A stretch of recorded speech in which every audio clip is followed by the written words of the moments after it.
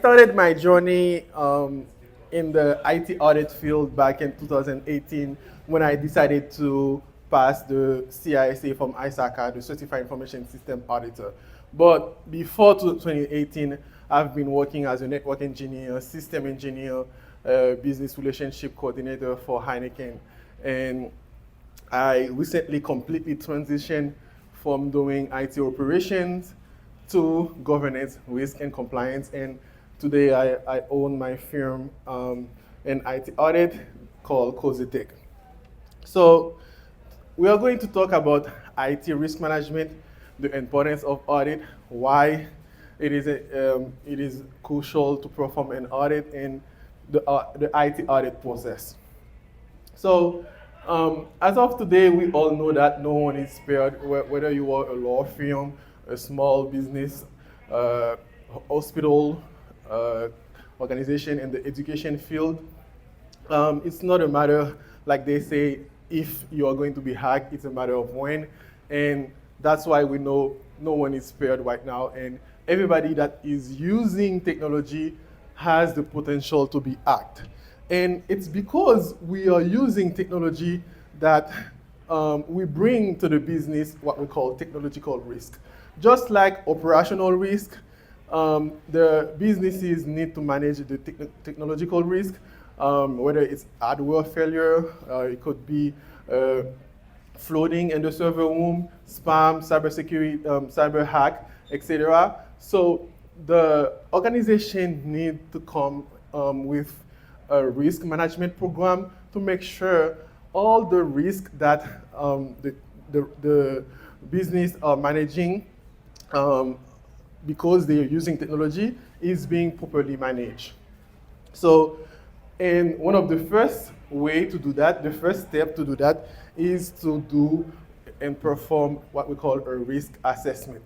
So the risk is basically the probability or the likelihood of something bad happening. And throughout this presentation, I'm going to use a very basic example of a web server. Let's say you have a web server for your organization, and because it is a web server, you need to expose it to the internet, which is the network of network. Now, because it is on the internet, then people all over the place may have access to it, even though it may be in a DMZ. So the server, which is hosting your web page, is the asset. The threat is what we call the hacker or the cyber hacker that has the probability to hack your asset, which is the web server, because let's say there is a specific vulnerability on the server. Or let's say the operating system on the server has a bug, or there is a security patch that was not properly installed, or let's say you were using IIS from Microsoft or Apache, and there is a known, very well-known vulnerability for this service, in this case Apache, that you didn't install or upgrade. Then the hacker can exploit this vulnerability to hack your asset, which is the server. So throughout the entire organization, you need to perform this assessment of IT risk, whether you have cloud system, on-premise system, different application server, database server, you need to do a risk assessment. And some very well mature organization, they will give every single risk a score, and they will maintain what we call a risk register. Now, the score is gonna be basically the likelihood of this happening, which is the probability, time the impact. The impact is how hard or how strong the impact is going to be to the organization. Is it going to be a reputational damage, or is the business going to be losing money, etc. So it is a whole process to implement a risk management program. And everything starts with this risk assessment and implementing a risk register of all the risks that your organization may have. Now, the next step is to implement security control. And there is different type of security control. There is physical control, technical control, and administrative control. Administrative control basically is when you have a specific document, like a procedure. So you can have, for example, an acceptable use policies that says what all the end users or the employees can and cannot do within the network. You can have like a security awareness policy or a disaster recovery plan, incident response plans. All of these documents are written and approved by the management of the organization. These are administrative control because they are basically documents. You can have also technical control that you put in place to mitigate a specific risk. For example, MFA, which is very well known, multi-factor authentication, intrusion prevention system. You have firewall by definition, which is a must to have in any network to protect your local area network from external attack.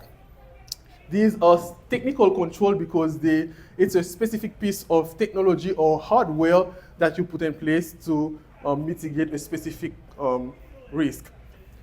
Another type of control is physical control. You can have a fence, you can have a gate. Let's say you have a bunch of laptops, you can have lock on the laptop to prevent theft and to prevent the device from being stolen. You can have cameras in place to make sure that if someone is getting into the server room or the data center, it's being monitored. Now, these are a type of security control.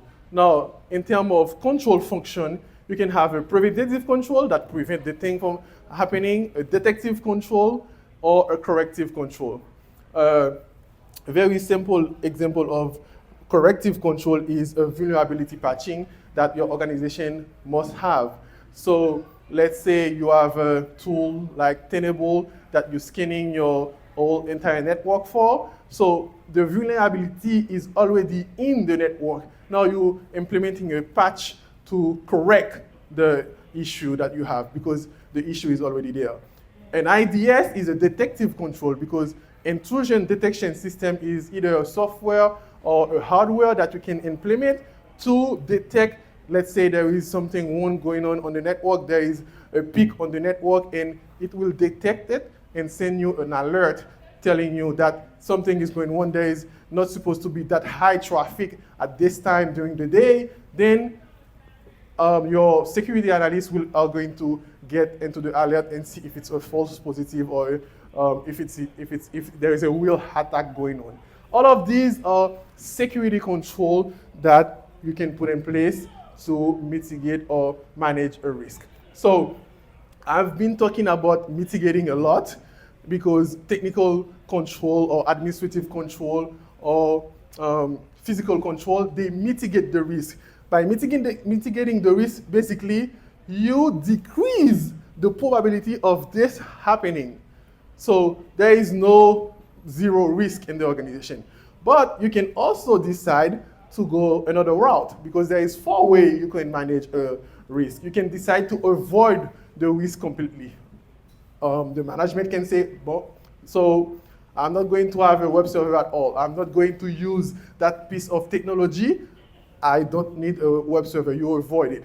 You can mitigate it, or you can accept the risk. Accepting the risk means you are going to implement the web server. You know about the risk, but based on your analysis, you do a business impact analysis.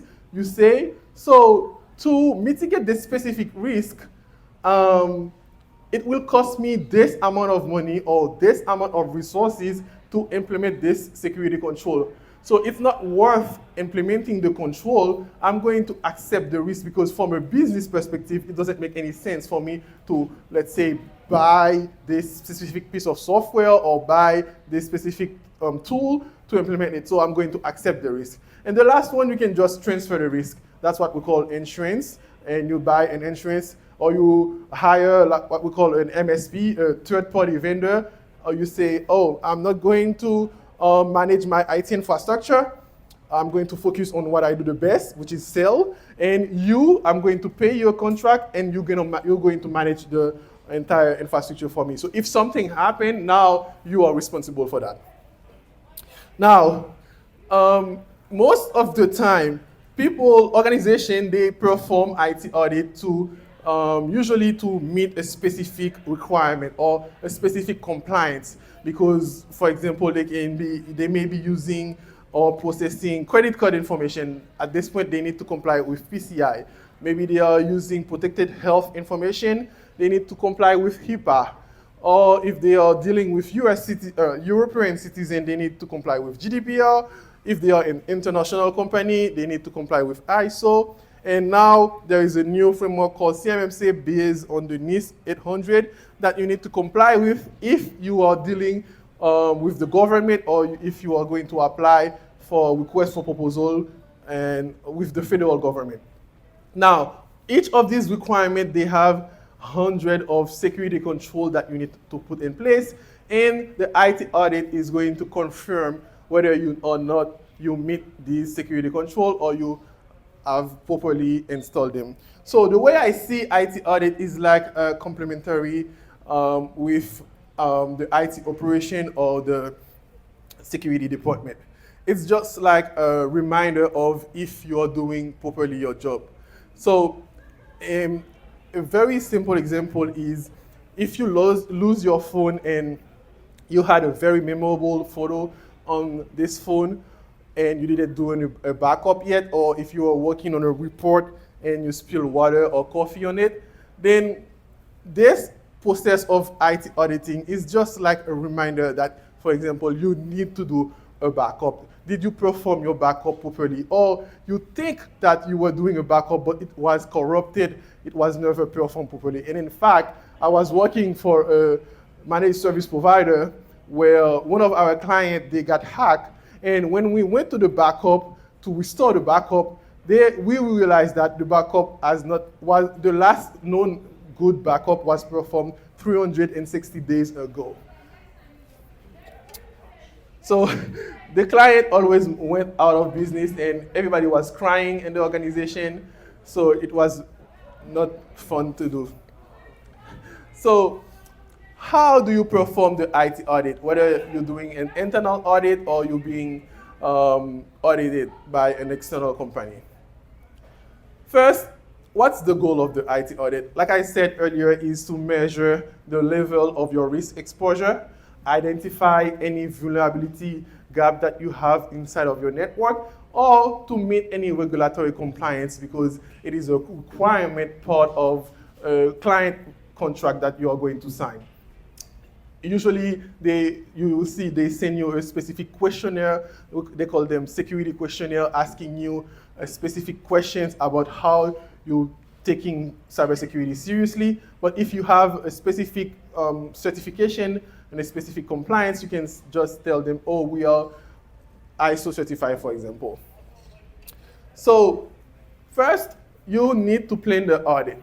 So you need to clearly define the objective of the audit because part of the audit, usually you can be auditing the entire information system, but the scope, the client can decide that the scope is going to be this specific Oracle database, or the scope is going to be this specific cloud software, or the scope can simply be a specific set of tools. So you need to define exactly what we are auditing. Then you are going to develop a plan based on the scope, and then you are going to select what type of criteria that you are going to audit the organization against. They may be needing to comply with NIST, with HIPAA, or PCI, CMMC, or ISO, which is a framework very well known if you are in multiple countries. Now, once the criteria is selected, it's gonna be based on what is the goal of the audit, what are you looking for the audit, what is the risk that you're seeing inside of your organization that you want to audit for. That's where the audit is coming. So one thing you need to understand before you start an audit is to understand the culture of the organization. Because sometimes a consultant will come and they will basically try to tell the business owners what you need to do, or this is the way it's supposed to be. A simple example is, we all know that nobody must have local admin rights on their computers. Now, for a specific case, a specific reason, a group of people may have local admin rights on their workstation. Now, it's going to be a risk listed in the risk register, and we can put a risk exception, a security exception in place, a documented one that will say these people, they need to have local admin right because of this business operation.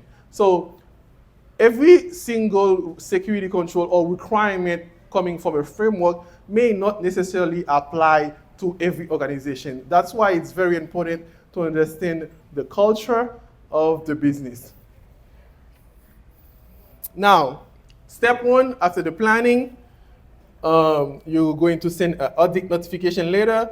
You're going to gather some background information, identify the risk, and create the audit program. So you're going to meet with multiple stakeholders inside of the organization, interview them, ask them questions, observe what they're doing, so you can make sure you understand and have a minimum on how the organization works. Now, after the entrance meeting, you're going to conduct interviews by asking specific questions to perform a walkthrough of how their process are being done.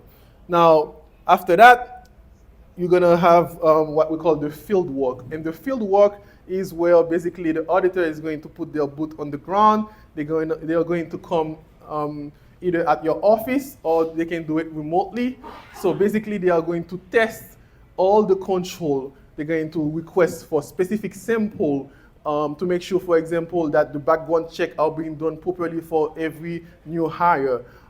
If you have an onboarding procedure or an offboarding procedure, if these procedures are being followed properly, all your policies are going to get reviewed. And if you have a specific security awareness training program, they are going to ask you for some sample of evidence that this user completed properly their security awareness training program. So, for example, in the NIST 800 171 framework, they have like 110 control. They are going to go over every single control to make sure that you meet this control by providing screenshot, evidence, report, or extraction of database or security control that to showcase that you are meeting this specific requirement like MFA, etc. So after that, the auditor is going to produce a report of all their recommendation, and basically this recommendation will say we have audited your organization under this specific scope with this specific criteria, and this is what we found that you do good, and this is what we think you need to improve. And all the recommendations are going to be listed in the document, stating that you need to perform this and this and that. Now, this report usually goes to the board of management. They are going to discuss with the auditor whether they agree or not with whatever the recommendations are, and then they are going to agree on the final report. Now, usually, this is what happened in the field work. Review of IT policies and procedure, access control, who can do what and not. Let's say you have a bunch of developers in your organization. They are going to check if the tester can also push any production, any software or release in the production. Network security, they're gonna evaluate your rules, your firewall, if your network is segmented, who can do what on the network. And then from a physical security perspective, they are going to check if you have a sign-in sheet in front of the entrance, if you have camera, if there is security guard. Vendor management program is something that's becoming very big right now in the governance and risk and compliance field. Because of all the supply chain attack happening, people are getting very serious about evaluating everyone they deal with by doing what we call a security vendor review. So before you sign a contract with someone, you need to make sure that they are taking their cybersecurity seriously, because they can go through them and attack you. Security awareness training, you have a program in place, whether it's online or on site, that all your users are being updated and being trained about the different threat and cybersecurity attack happening in the world. Data security, do you have a data privacy program? Do you perform your backup? Do you test your backup to make sure they are properly backed up? Do you have a disaster recovery plan? Do you have an incident response plan? And also service level agreement that will say, based on the severity of the attack or of the incident, what is the process? What are we going to do? Vulnerability assessment program. Do you have a tool that you scan on a quarterly? Now they do monthly scanning to make sure that all of your operating system and all your system are being patched properly. So, like I said earlier, after the field work, then a couple of weeks later, the auditor is going to write the report with a nice introduction and all the finding, the strength and the weakness that they saw in the specific scope, whether it's the application or the database, and then they're going to put down all the recommendation for you.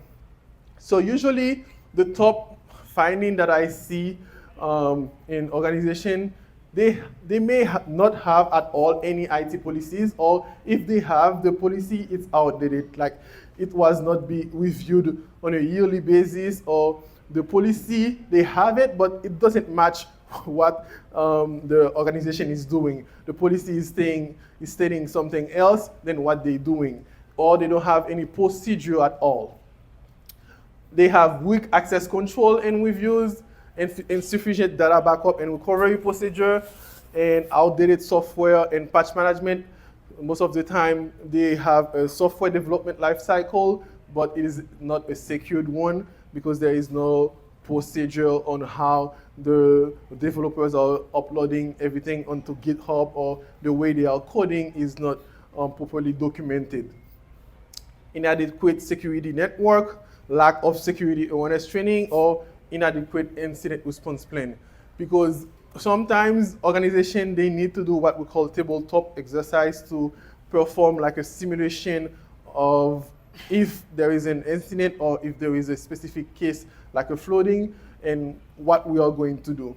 That way you can increase the maturity of the organization by doing this type of exercise. So this is what I usually see in an IT audit report. So if you have any question, or if you would like to talk to me, this is my email address. Thank you.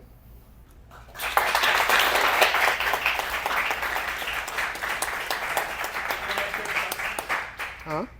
You want to take questions? Sure. In there, well, you don't. You need the mic.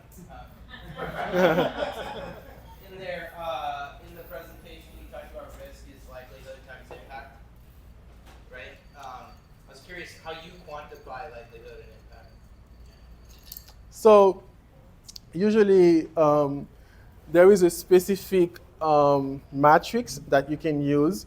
You will identify specifically the impact and the likelihood by giving a score to each, and then it's something that the organization internally will decide. Okay. And based on the risk level based on the risk that the organization has once they listed and the risk register. So depending on each business owners, so they will meet based on their specific area. So you can have HR will be listing their own risk.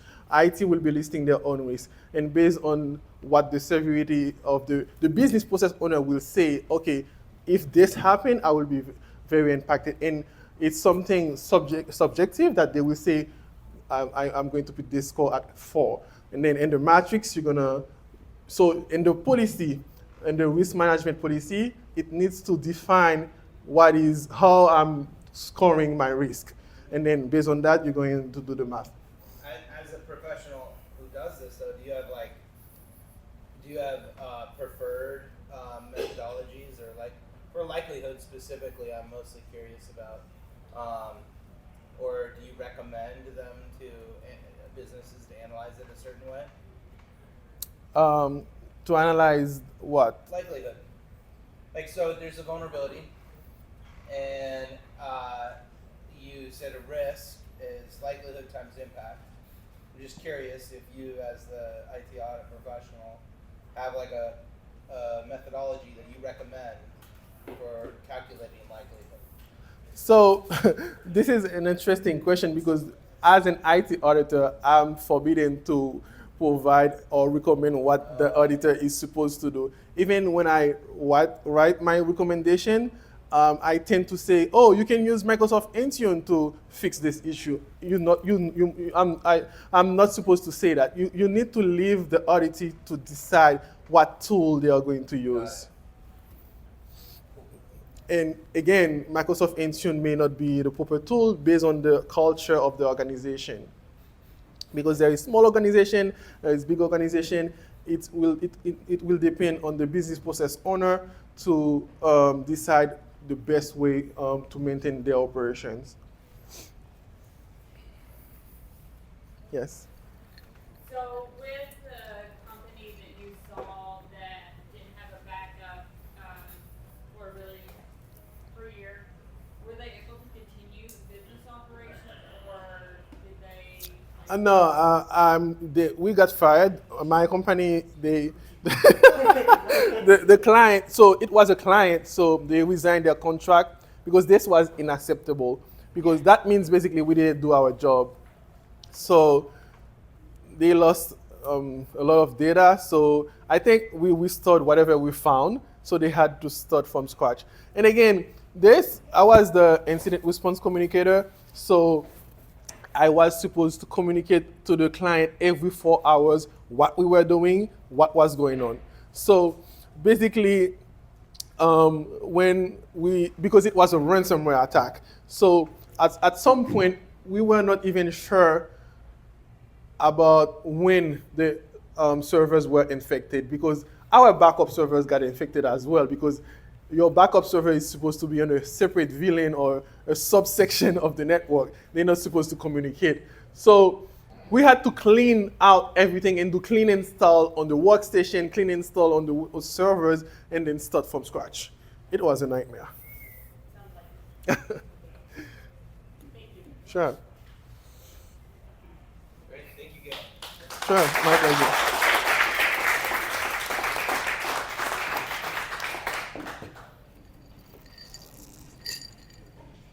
Do you have any business cards? Not at the moment. But I'll be there next time. I'll bring some business card. Okay. This is my email address. I'm very responsive if you email me.